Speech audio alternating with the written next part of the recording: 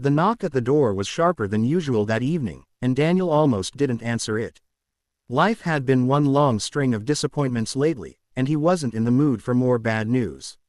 A widowed single dad, he spent his days patching cars in a small garage, and his nights worrying about bills stacked higher than his son's toy blocks. When he finally opened the door, standing there was a young woman, polite smile, suitcase in hand, her eyes holding a mix of nervousness and quiet strength. She introduced herself as Emily, saying she needed a room to rent while she studied at the nearby college. Daniel had a spare room, his late wife's art studio, empty and collecting dust.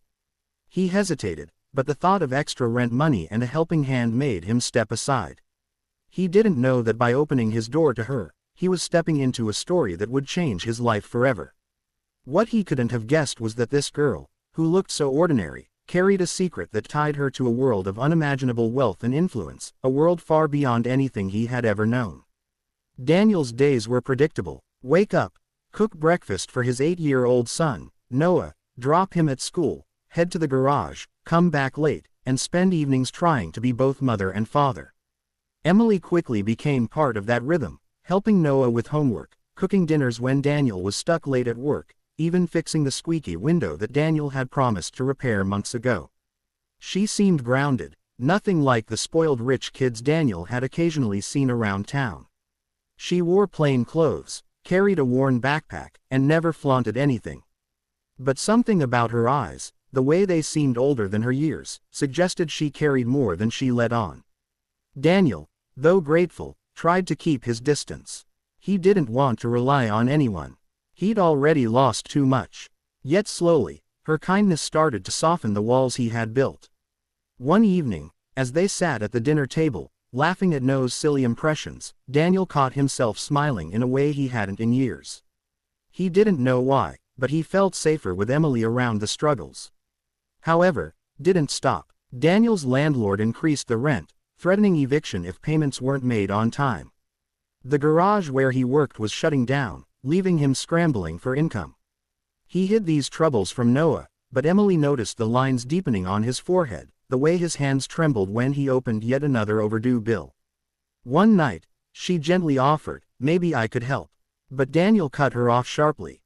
Pride was all he had left, and he wasn't about to take charity from a college student. Emily nodded quietly, though her heart ached. She knew she could solve his financial problems in an instant, but revealing who she really was could change everything between them. She didn't want Daniel to see her as a walking bank account. She wanted him to see her as Emily, the girl who found a home in his small house, who admired his strength as a father who secretly longed to ease his pain. The breaking point came on a rainy afternoon. Daniel was late picking up Noah because he had gone to a job interview that didn't pan out. By the time he reached the school, Noah was sitting outside, shivering, clutching his backpack. Emily had been there first, holding her umbrella over him, waiting patiently. Daniel's heart sank. He felt like he was failing at everything, even at being a father.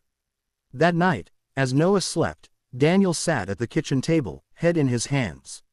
Emily walked in and placed a cup of tea in front of him. For the first time, his guard dropped. He admitted how hard it was to keep going, how scared he was of losing the only home his son had left. Emily listened, her eyes brimming with unshed tears. Then, quietly, she said, "You don't have to do this alone." Daniel didn't understand the weight of her words until the following week.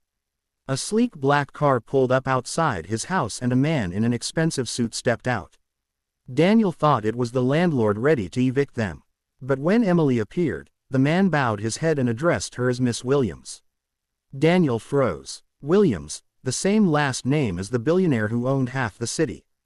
In that moment, the truth unraveled. Emily was his daughter. The girl who had been living under his roof, cooking meals, laughing with his son, was the heir to a fortune beyond anything Daniel could imagine. His first reaction was anger. Anger that she had lied, that she had pretended to be someone she wasn't. But when he looked at her face, he saw no arrogance, no manipulation, just fear. The fear of losing the only family she had chosen for herself. Emily confessed she had run away from the suffocating life of wealth and expectations. She wanted to know what it felt like to live like a normal person, to build real connections, not clouded by money. And in Daniel and Noah, she had found what she had always been searching for: love, warmth, and belonging. Daniel struggled. Part of him wanted to push her away, too afraid of the world she came from, too stubborn to accept help. But the other part, the father in him, the man who had seen his son light up whenever Emily was around, couldn't ignore the truth. She wasn't just a billionaire's daughter. She was Emily, the girl who had held his son's hand on rainy days, who had filled their home with laughter again, who had reminded him that hope was not lost. In the end, Daniel chose to believe in the bond they had built.